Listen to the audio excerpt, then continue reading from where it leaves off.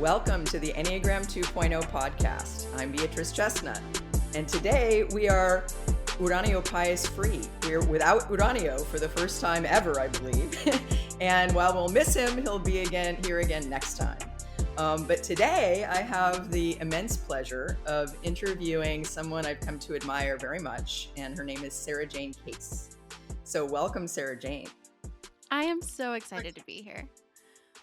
I've been really wanting to have this conversation with you for a while, so I'm really glad that we made it happen. Yeah.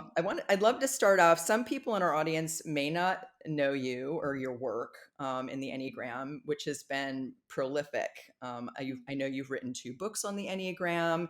You're probably best known for being the author of a hugely successful Instagram account. I think that's where you started, but I want to hear your story, called Enneagram and Coffee. And I know you've built on that since the early success that you had with that. So can you tell us a little bit about your Enneagram business? And maybe it would be good to start with how you came to the Enneagram and then where you went from there. Yeah. I came to the Enneagram, I think how a lot of us do, where we were at a party, me and my boyfriend, my husband now, we were talking to somebody about our relationship, and I think they heard our types kind of in what we were saying, and they were like, have you heard of the Enneagram? So we went the next day and took a quiz online, and he tested as a 7, I tested as a 2. I loved being a 2. I was like, I am so helpful. Like, you're going to have to really look out for me. I don't know what my needs are. And my husband, his initial thought was like, okay, let's keep looking because that doesn't sound right. And I love it. I read his description of 7 that he tested as, and immediately was like, I feel like someone has followed me around. They have they've published my journal entries here. I feel so known and so seen, but I didn't know the Enneagram well enough to know that probably meant that was my type. Right. And he is actually a 4. So he quickly, his friend was like, no, you're a 4. Go read 4. And he was like, okay. And so it was very clear for him. But because I typed incorrectly, it took me about 2 years to really find my type. I studied every type. I tried every single type on and was like, could I be this one? Could I be this one? And my personality, I was like, I am this type. This is what that looks like for me. So I claimed a lot of types and I tried them all on. And then I came back to 7. Actually, Leslie Hirschberger, she was like, you're a 7. And she would know. Yeah, she really helped. That's great. And then I found your work and found the social 7 and was like, this puts all of the pieces together because it holds that complexity that I really needed. But because I went on this journey, I tried on all the types, I became obsessed with the system and could not stop talking about it. I was talking to everyone I knew about it. I was doing burnout recovery and prevention coaching at the time. And so I was seeing all these patterns in my clients because once you learn the system, you start to kind of see it. Yeah. And it helped me to go so much deeper with them than let's solve all these systems and problems. It was like, why do you continuously cross your own boundaries? Why do you continuously undercharge or overwork? And eventually a friend of mine was like, please get an outlet. I love you.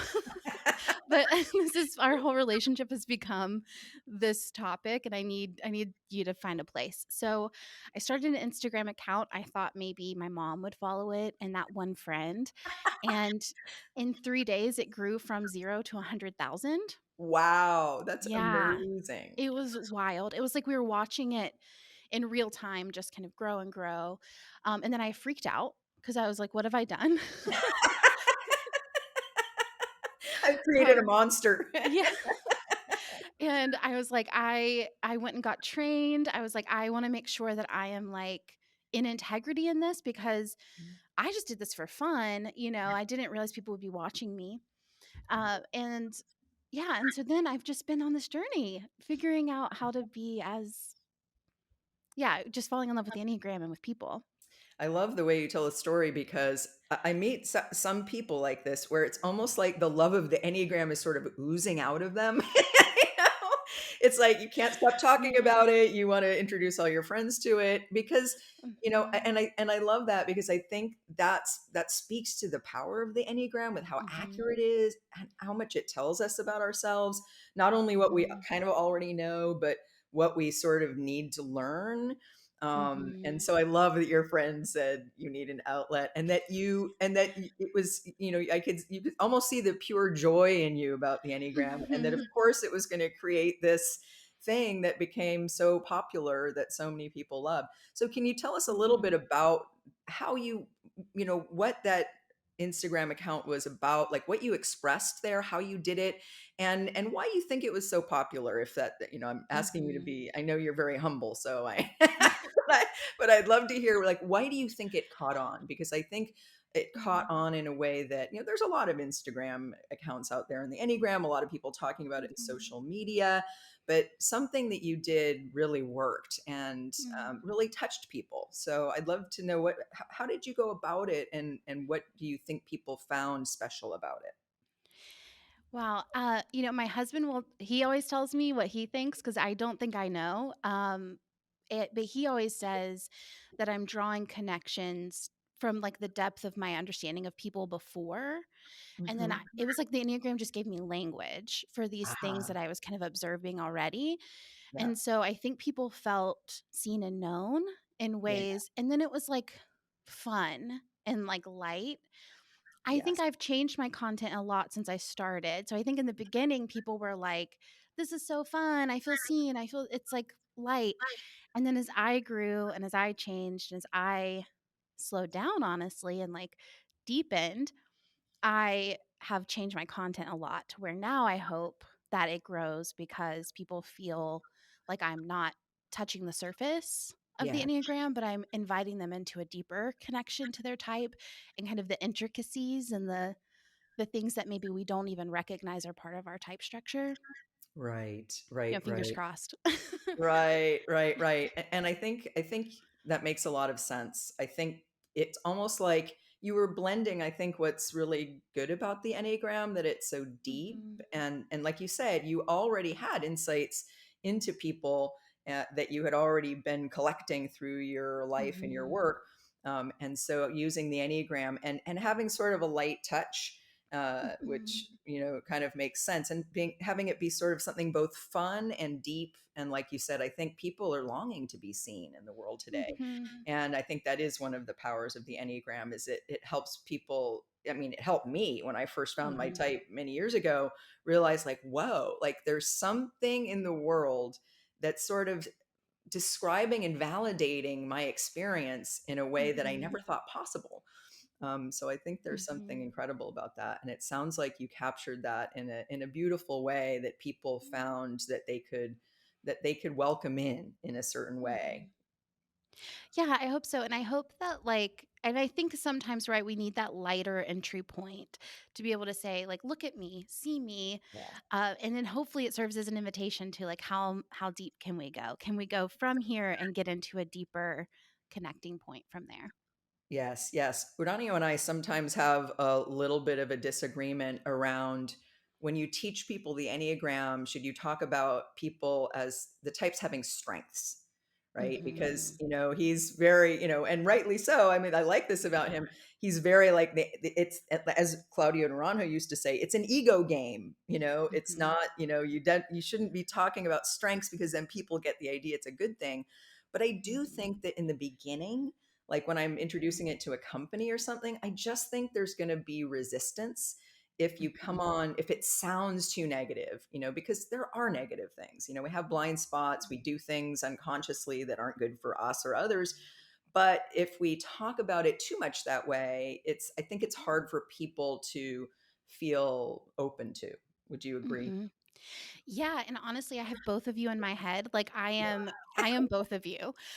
Constantly kind Yeah. of going between because so much of my work is about self-compassion and self-acceptance and Yes. so honoring the good in you I think is really important and at the same time, if we're honoring the limited version of you, Yes. are we really honoring you? And Yeah. it's like how do we navigate the complexity of that? And I do think it's like what you said, like an entry point of, okay, here are some things you might be naturally inclined toward. Yeah. And that doesn't have to be the only thing you're good at. And it's almost, even as I'm saying this, fixed mindset versus growth mindset, right? Like if I Right. just see myself as like good in this one little ninth of being a person, or Right. 27th of being a person, right? If you include the subtypes, then I'm limiting my growth to just what I think I have to be versus who I get to be. And Right. yeah, I'm holding both all the time. Yes, yes, Yeah. yes, and that's one of the things I really like about your work, and I think, now do you still have the Instagram account? I know now you do a podcast, and I think it's Mhm. daily. Can you tell us a little bit about the podcast and the books and what you're doing now in Yeah. addition to that Instagram account? I think you're still doing it, but let us know. Yeah, I changed the Instagram account to my name, so it's under Sarajane Case now, and I have an Enneagram and Coffee account that's just for the podcast. Mhm, And I did that because I wanted people to treat me like a person and not like a entity online. And so that was a huge change for me. mhm, And then with the podcast, I podcast 5 days a week. We talk about the Enneagram. Usually I'm doing a series. So right now we're doing a series on accessing your inner child. So mm, every Tuesday we're talking about a different Enneagram type and inner child work. And I do it in a 7 way. I'm like, here's a bucket list for inner child work, mm, mm. and things you can try and things you can play with. And then every Wednesday we do a Q&A, every Friday an interview, and um, Thursdays and Mondays kind of get to change up a little bit. That's so great. I mean, I Yeah. love it's like the creative ideas just flow out of you. I mean, every one of those ideas is great. And one of the things I like about the way you're doing the Enneagram is it's accessible, Mm, thank but you. you're inviting people in. Like, I know some of your podcasts are really short, Hmm. and I actually, I wish we could do that a little more than we do. But I think there's a lot that's valuable in what you're doing. And Hmm. one thing I want to name is the accessibility. And also, one thing Hmm. I think that you and I really agree on is Hmm. that a lot of what I talk about is self acceptance and self compassion. Hmm. Because I think one of the things that happens, even when people are doing good Enneagram work, is it's like they start beating themselves up with the Hmm. things that they find out about themselves. Hmm. And it's like that's just doesn't help anything. It's Yeah. like it's learning about yourself and seeing your blind spots and growing and having this growth mindset, but from a point of view of, there's nothing wrong with me. It's just that I'm Hmm. over identifying with a personality that's not me. you know? Yeah. Yeah. Yeah, I think for me, my journey too and I think this is very social 7 of me because I love thinking I can restrict myself. I love the concept of like moderating myself. And I almost overcorrected, right? So it was like I found out what 7 was, and I was like, okay, here are all the areas in which I can improve. And I started kind of immediately going to fix solving this, like, okay, I'm going to solve this personality. Mhm. And I started seeing some of my really positive straight traits as Mhm. negatives. So, Uh-huh. like positive thinking, being able to rally, being able to reframe in a healthy way, seeing those coping skills as just innately bad in me. Right. So I was like shoving them down. And I've had to learn, how do I reintegrate these things in a healthy way? And Right. if you had told me like 10 years ago that I had to relearn positive thinking and relearn like being grateful, I Yeah. would have like laughed in your face. But I had to, it's like almost like, okay, how do I integrate these back in without this being my entire personality, but just Right. being skills that I have now, not who I am and how I survive, or kind of doing it on autopilot. Right, right. And one of the things I really like about the way you do everything you do is you are kind of opening yourself up, as you're kind of like a bit of an open book sometimes. Like, here's what I did, here's the mistake I made, or here's what I'm Mhm. trying to do that's sort of aspirational, and I think Mhm. that's really beautiful. And one of the reasons why, your work is very powerful is because, and one of, I think, our core values is walking the talk, Mhm. and it's like you're really so willing to say what your process is all about. And I think that Mhm. really helps people. It's almost like you're being kind of a good role model for Mhm. ways of trying to do the work. And like you say, as a social seven, here's the mistake I made, Mhm. but then I learned. And I also think, before I forget, I want to get too far away from it. I really like the story of you coming to your type, because I think it Mhm. highlights the importance of the subtypes. And I know you and Mhm. I agree a lot on that the Mhm. subtypes are so key for people. And Mhm. that, I think so many social sevens out there either get mistyped as twos, or Mhm. they think that, or they know they're social sevens, but other people Mhm. keep telling them they're twos. Mhm. So even that part of your story, I think, is important for people to know and learn from. Yeah, I mean, like I've told you so many times before, like reading your description, the way you wrote about social sevens. I mean, it's like the way I felt with the Enneagram, but like on 10 times deeper, right? When I found seven, it was like, okay, yeah, I feel very known. I feel like someone printed my journal. When I found social seven, it was like, oh, here I am. Like I'm here in such a even a deeper way. I could never really confuse myself for another type again Yeah. because it was like all the pieces fall into place right here. And my husband, he's a sexual four, and that's a Interesting. completely different flavor of four, Yeah. than a social four or self-pres four. And learning that about him, I mean, that's a deep level of personal growth that Yeah. he can access through that lens that four wouldn't even offer him.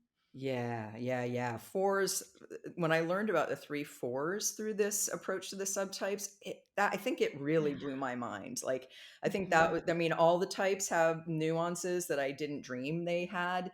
But seeing like that we had been kind of conflating all the fours into kind of Mhm. one bucket. And really, there are these three kinds that are so distinct. And also, Mhm. I think a lot of self-pres fours never had a place to go. They were Yeah. mistyped as ones, or sometimes sevens, or sometimes Mhm. threes. So yeah, what's one of the things I really appreciate about your work is that you really get the subtypes, and you Mhm. see the depth of it. One of the ways I sometimes think about it is it's almost like I was living in a house for like how many years was it? 14 years. And I discovered there was a basement. Yeah. I'm like, oh wow, there's Yeah. this multi-room basement down there that has a whole lot of going on there that I never saw before. When I found my subtype Mhm. as a self-preservation four, it was similar. I'm like, wow, I thought I Mhm. trusted people, but really I trust no one. Yeah, and I think that is, like, one of the things I feel so deeply in terms of limitation with social media in the Enneagram is that, like, if I'm making a list of 9 things and I'm like, "Here are 9 little ways that people interact or 9 ways this can engage," it's like, it's, like, almost, like, really it feels really restrictive, and people will comment, and I'll be like, "I know, it's because of your subtype." But Right. it's like, "Oh, there's so much depth, there's so much more, Yes. um, Yes. that is available." Yeah. Yeah. Well, I think that's a really good segue. That really important comment about like, what do you see going on in the world right now, especially in social media, Mhm. in terms of the Enneagram? Like Mhm. what's happening out there that what are some trends or some things that you're seeing happen that, maybe some that are good and some that are not so good? Yeah.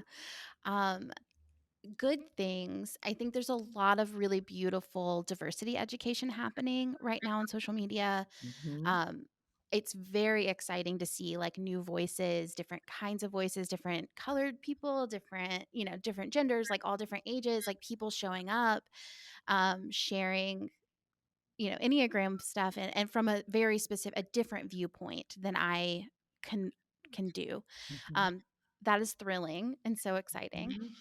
And then I think some of the struggles I find or some of the things that I get kind of uncomfortable with or nervous about are where we oversimplify, kind of like shrink the type up into a very simple piece, and I can almost see the intolerance or almost frustration that my audience feels when something's been kind of pecked at, like the same trait has been kind of talked about over and over and over again, and they Right. feel like, oh, you only see sevens as people who love to party, or you only see threes as people who love to or who overwork, these Right. very tip of the iceberg kind of things. Yeah. And I think the work that, you do, and with subtypes, like, it's if you look at the iceberg, you have like this little sliver of what I think gets covered in social media, and then there's this like underneath the water depth of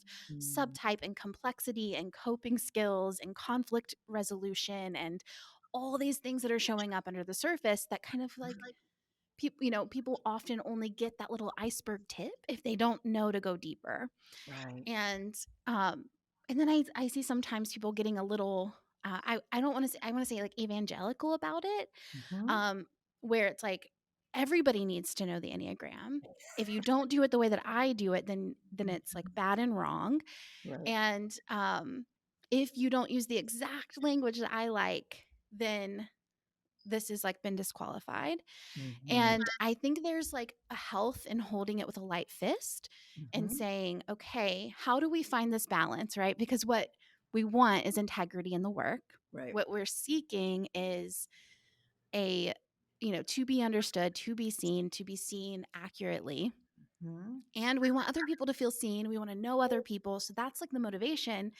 And at the same time, we don't want to be simplified. So, how do we hold that complexity of letting other people have their journey, Mhm. letting opening yourself up to new perspectives, and allowing the depth, allowing the complexity, allowing the integrity of the work. Mhm.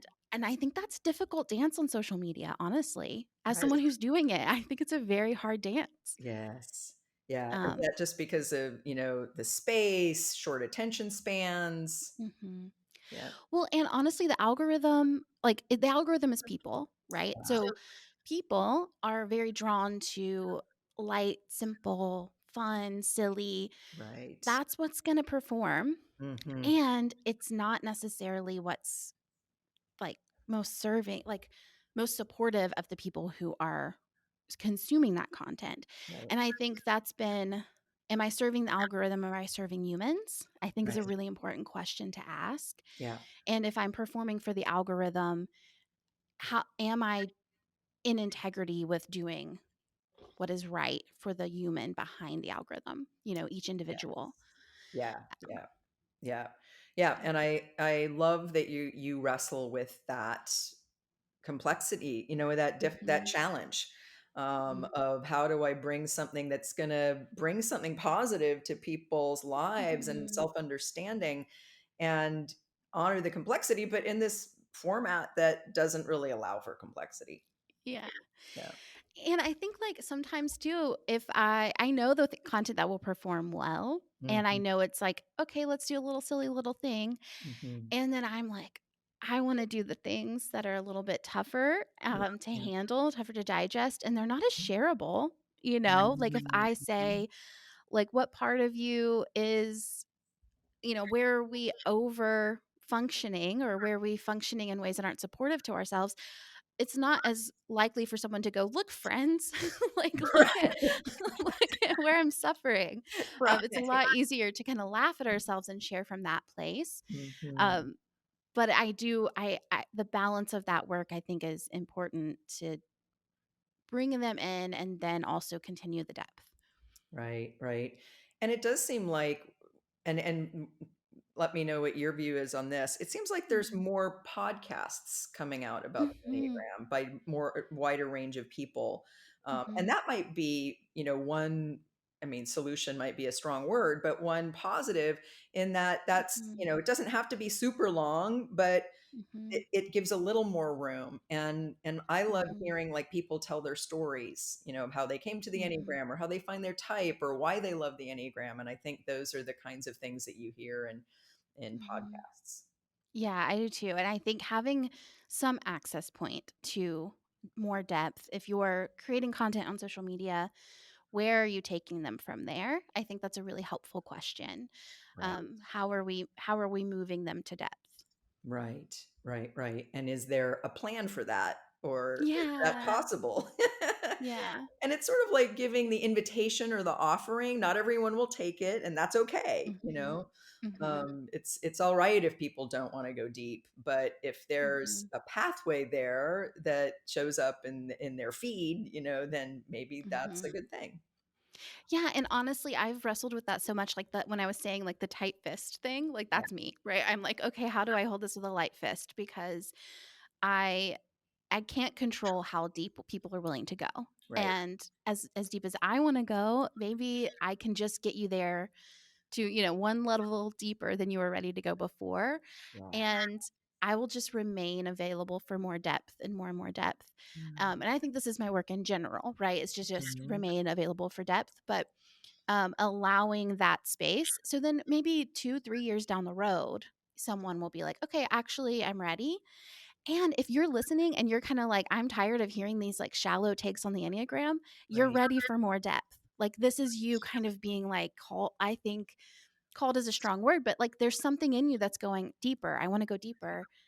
And Right. I think sometimes people will find that they get that shallow level of touch point with the Enneagram and they Mhm. either choose to go deeper or they choose to like dismiss the Enneagram altogether. Mhm. And I'm like, let's go deeper. Let's see what's there. Yes, yes. And it's such great work as a 7, because again, Mhm. you're sort of modeling a path of development for people as well. And it is this path where you're blending this sort of warmth and lightness with a clear sense of the depth that's possible, Mhm. and almost dancing with it, a lot of the Yeah. time, which is beautiful. Thank you. So tell me what you think from your vantage point, I mean, it seems like the Enneagram has exploded in popularity in recent years, and certainly Mhm. your work has been part of that. And especially among young people, it seems, and you're younger Mhm. than me. So I'm wondering, like, how do you see that? How do you see the Enneagram becoming, more commonly known generally, and Mhm. especially among young people? Yeah, I mean, I think it's very exciting to see people finding this. I mean, if I had found this information when I was in my early 20s, it would have saved me a lot of money and a lot of heartache, like a lot of frustration and stress. But I yeah, it's very exciting to see this happening. I definitely see people and honestly, I see a lot of call for depth in that as well. I think um I have a theory that and you agree or disagree, I would love to hear, but I have a theory that Gen Z is like a type 1 culture Oh, interesting. because they're kind of going in and refining and, like, fixing and kind of calling people out. So, um, in that, I think there is this, like, deep undercurrent of refining themselves, and so Yeah. I think the Enneagram will only grow from here. I think Mhm. they're ready for that kind of connection, that kind of movement. It would be really exciting to see, a mass ego shift and Right. I think we've kind of gone through this cultural shift of just kind of like everybody put your head down, don't look at the things that are happening, just get through the day, focus on yourself. To actually know we should be socially conscious, we should be aware of other people, we need to be diversifying the voices that we're learning from. And I think we're kind of we that went to such a direction where it was like aggressive, right? And I think we're kind of Right. hopefully coming to the healed point of that where we can hold both and we can say, how do I do this in integrity? How do I, I think the Enneagram's really useful in that, in recognizing these different voices, recognizing different trigger points. How do we hold our own space while also be consciously working towards social change? Um, yeah. So and when I think of the younger generation, right, I'm thinking of that social movement and that drive for improvement. Right. So I'm Right. hopeful. Yeah, yeah, I love all you're Yeah. saying, and I think what you're saying also reminds me of the law of 3, which is Mm, symbolized by the inner triangle of the Enneagram, right? It's like yeah. there's something that happens, and then we have a reaction to it and go all the way to the opposite, and there's this sort Mhm. of, but then there needs to be a reconciling force, that synthesis. And I think here I hadn't really thought about, I mean, obviously in the world we're seeing how in some ways there is this shift toward people being more conscious. Mhm. like with the pandemic and how people got like going to therapy and being anxious or depressed got more normal, Mhm. and like every therapist I know, and I know a lot of them because I am a psychotherapist, they're all full, Yeah. and it's almost, I mean, there's still a stigma around needing help and all that, but Mhm. it's really shifted, and a lot of people coming more into their gifts and that kind of thing. But then we see this backlash. We see a lot Mhm. of unconsciousness, Yeah. a lot of reactionary movement against a kind Mhm. of progress that understandably scares especially the ego. Mhm. And I like that what you're saying is the Enneagram can almost be part of a synthesis or a reconciling force between, sort of overcorrecting, like when you said with Mhm. yourself, like you overcorrected, Mhm. and recognizing, okay, we don't need to, the backlash doesn't necessarily make sense. We don't have to enforce this thing on everyone, Mhm. but we do need, there is a progress that's being made that where we can bring different elements together. And it's Mhm. interesting what you say about Gen Z being kind of one-ish. It makes Yeah. sense because it's sort of like they're less afraid of calling things out that do need to be Mhm. called out, Yeah. Yeah. Yeah, it is like, um and I remember having that fire in myself, at age, where they're kind of hitting right now. And I remember the older generations being like, "Oh, well, when you get older, you're gonna see, it's all gonna make sense to you." And as I at that time being like, "Don't stifle my passion. Don't stifle like this thing that I feel like is right." And I hope that there we can hold that space where it's like, keep your passion, keep that zeal, right? Yes. Of um and at the same time, how do we consciously hold that space? How do we hold that from a wizened place? Whereas I'm always learning this lesson. Like, how do I hold this from a wizened place versus a reactive place, or I want to be heard, or like this is what's up for me, but coming from a place of, okay, I want to make conscious change, and I want to do it from a conscious place. Right, right, right. And I think, the Enneagram points us in the direction of trying to be more mature about the things we're doing, like trying to Mhm. see that how the ego gets reactive, but that's not Mhm. us necessarily. We don't have to, we can Mhm. choose not to sort of be taken over by the ego reactivity. But it's Mhm. hard, just in my Yeah. own work lately, Is like it? trying to notice, like, times when I get jealous or envious or frustrated or closed minded. It's so Yeah. hard in certain moments to get over myself, to really Mhm. say, okay, that's ego. I need to let that go. But I think Mhm. I think the Enneagram, so it points us in that direction so clearly, if we can remember it in the hard Yeah. moments. Yeah, Beatrice, this morning I was having coffee with my husband, and he said the phrase, "Oh, I'm sorry, I'll talk about something positive." And I was like, Wow. "Oh, I have made him feel like I have done this." Like, I Yeah. don't know, like, I've been unconscious because he's feeling this pressure to meet me at the 7 place, and Yes. I've made him feel shame for, like, not having a complex emotions. I've, like, made him Wow. feel, or, I've held that container for him to be like, "Let's meet me up here." Um, Right. and it's so helpful when we have the language to recognize that, when we can Yeah. say, "Okay, I hear myself in you, Yes. and that's mine." And I love that about the Enneagram because it's like, you know what's yours. And so when you hear it, you can go, "Oh, actually, no, that one's mine. I'll take Yes. mine back." Yes. You don't have to carry that. Beautiful. And that's so much of what relationships are about. It's like sorting Mhm. out what's yours and what's mine so we can each own it and then clear out that stuff so we can really connect. Uh, Yeah. and that's beautiful. Like, okay, that one's mine. I like that. Mhm. So I think we've already kind of been talking about this territory, but a little more in the world of social media and the world out there. But Mhm. in terms of working with the Enneagram, whether it's Mhm. individuals that are just using it for their own inner work or practitioners, what are you seeing out there, or trying to do yourself that is more like what we might call a really good use of the Enneagram Mhm. versus maybe ways that it gets used or taken that aren't as good? Yeah, I mean, the first thing that comes to mind is using the Enneagram for typology. So, kind of just going, okay, I found my type. This is who I am. This explains everything that I do and explains my behavior.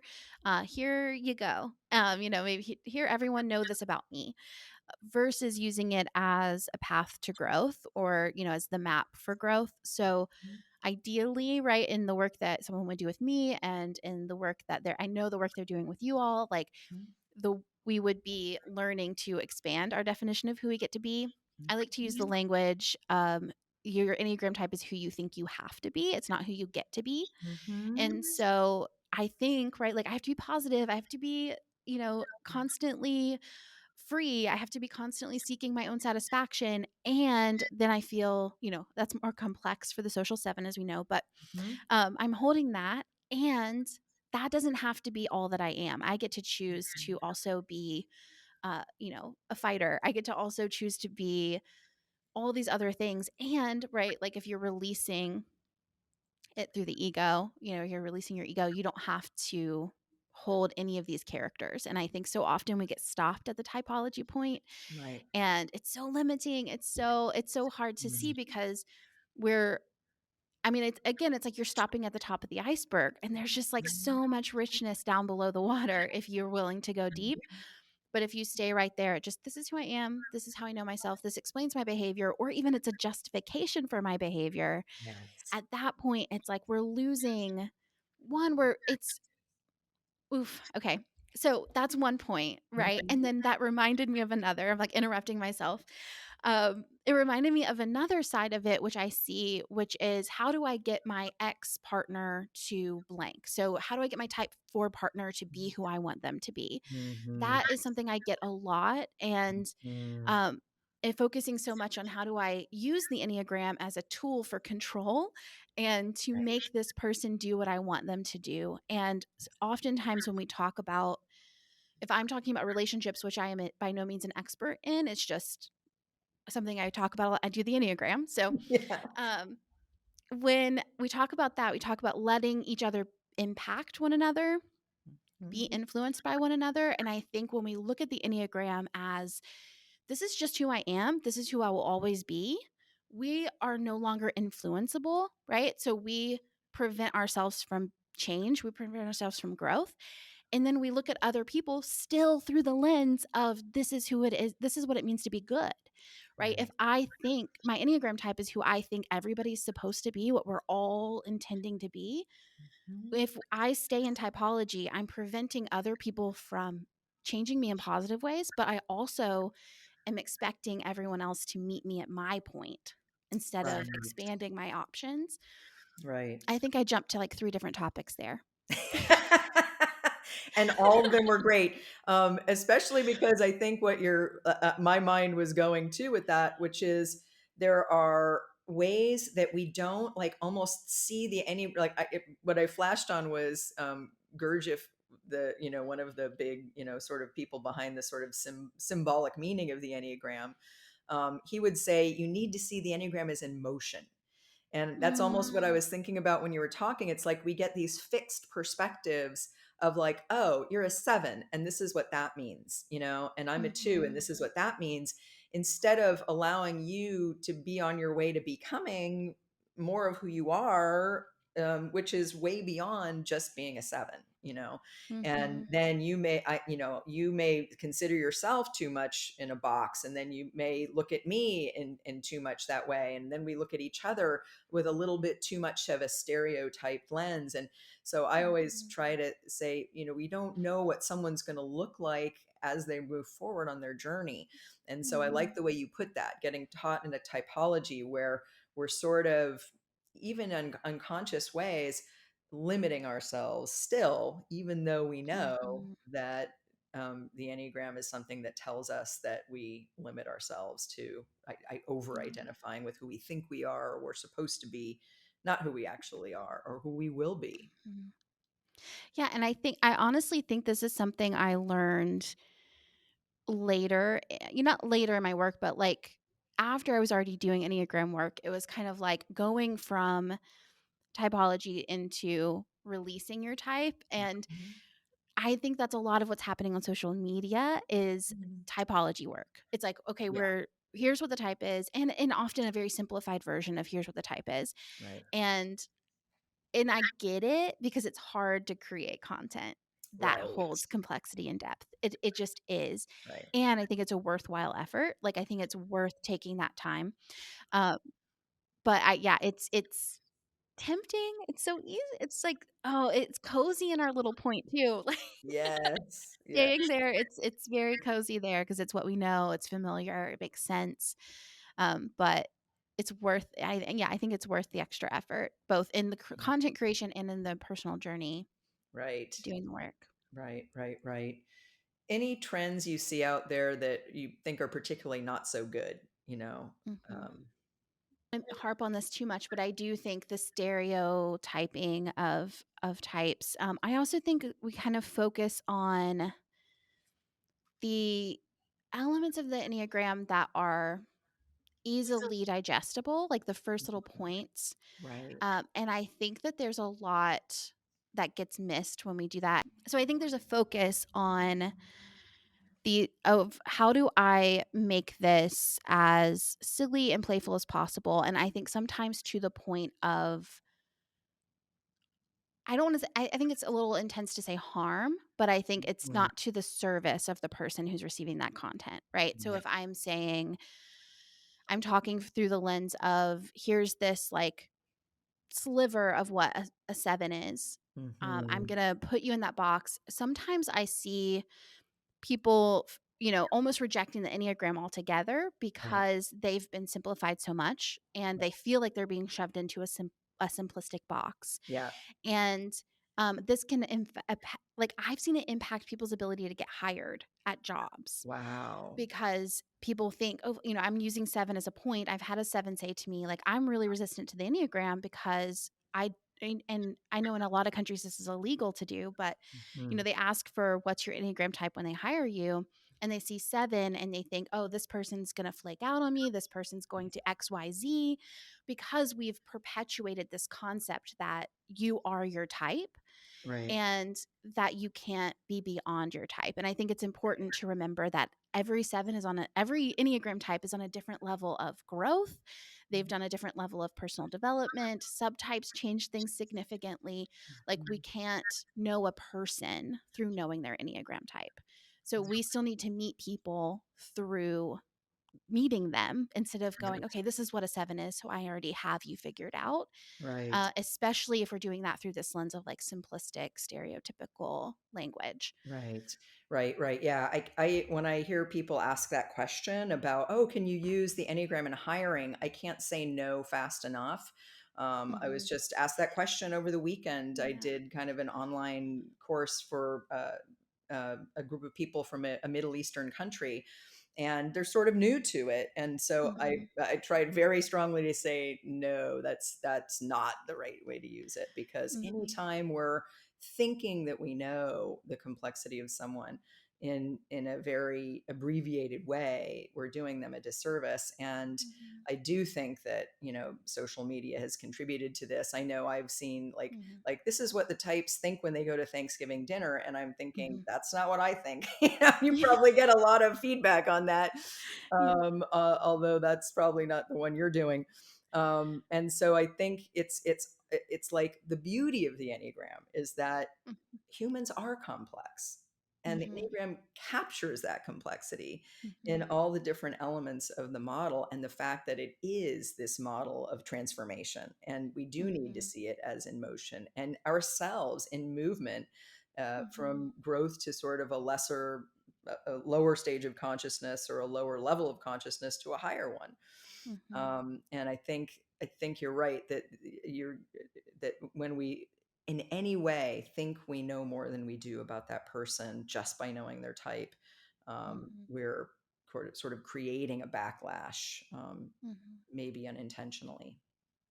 Yeah, I love the language of motion. I love that so much because I think the Enneagram, what's beautiful about it is that it's alive. Yes. It's, I am able to move through the system even as I'm watching it move around and show up in me. I'm able to like see where I show up in 1 and see where I show up in 5 and notice, where my wing comes in, notice when my subtypes are kind of evening themselves out, these kind of things. It's so living and so breathing that Yes. it's it's sad to think of someone experiencing the Enneagram from this like tippy tip surface of Yeah. every 7 loves to party. Like it's like, no, no, no, no. There's so much. There's Yes. so much more. Yes. Yeah. Yeah. Yeah. Mhm. Wow. Anything else that I haven't asked about that occurs to you to share, either about your Mm. work or about, where you think the Enneagram is going? Yeah. I One of the things I love to say, and I don't know how you feel about this, I'd be interested, but I Mhm. love to talk about like using the Enneagram for its language Mm, and playing with what does the discipline of like taking the number out of the conversation feel like? mhm. And so when you're talking to a friend or you're talking to your partner or someone in your life, instead of saying, "Oh, you're being such a 7 right now," Right. what would it feel like to say, "Are you afraid that if you dip your toe into sadness that you'll sink in like quicksand?" Like, like Right. that's so much better. That's a better conversation Yes. than, "Oh, I often say about myself, I'm sevening out." And Yes. instead of using that, what if I go, "I'm afraid that I'm missing out on opportunities if I say no to something and that I might miss something that's really valuable to me. It might be the one thing that's really significant. What if I pause and go, check in there instead of just saying, "Oh, I'm being such a 7 right now."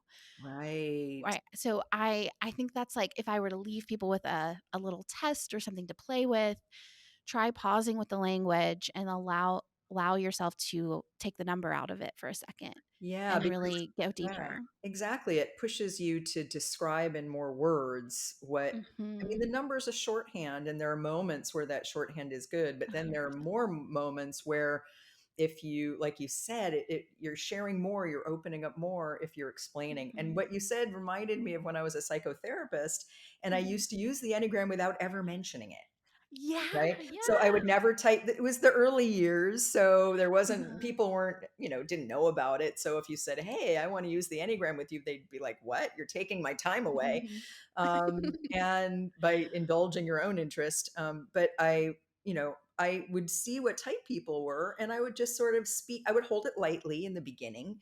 I would have it as a Mhm. hypothesis, and I would speak to what was going on with them without ever using Enneagram language or the numbers or anything. Mhm. If I'm working with the 6, it sounds like fear is really up. I wonder if we can start naming fear, and we can start noticing what you're doing motivated by fear, instead of Yeah. um, you know there wasn't the possibility of saying, "Oh, you're a 6 and this is what that is." And so I really love that, because I think you're Yeah. right, it nudges people into going a little bit deeper and explaining what is happening, instead of Mhm. in some ways closing down the conversation by using that shorthand. Yeah, I love that you did that because I think it is like for those who are afraid of it being a box, Yes. you're never showing them the box. You're never saying like, Right. here's who you are. You're saying like, let's talk about this element. Does this resonate? Or Yeah. you're having a much more in it's an invitation into depth of conversation rather than I'm trying to pin you down and Ex- figure out who you are. exactly, That's exactly. beautiful. Well, thank you for your work, and thank you for Yeah. your relentless focus on the Enneagram as a tool for growth.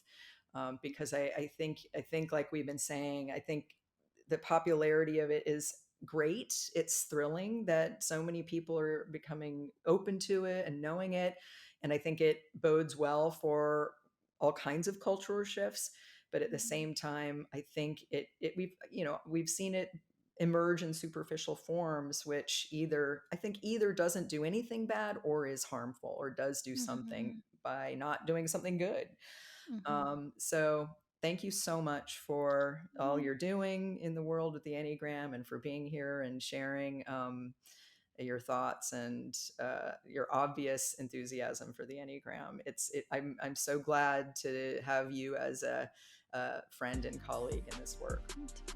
Yes, thank you. I can't believe you're telling me thank you for my work. You're like my like yeah, thank you for all that you do and for Yeah. having me. And thank you for being here for this conversation. Yeah. Yes.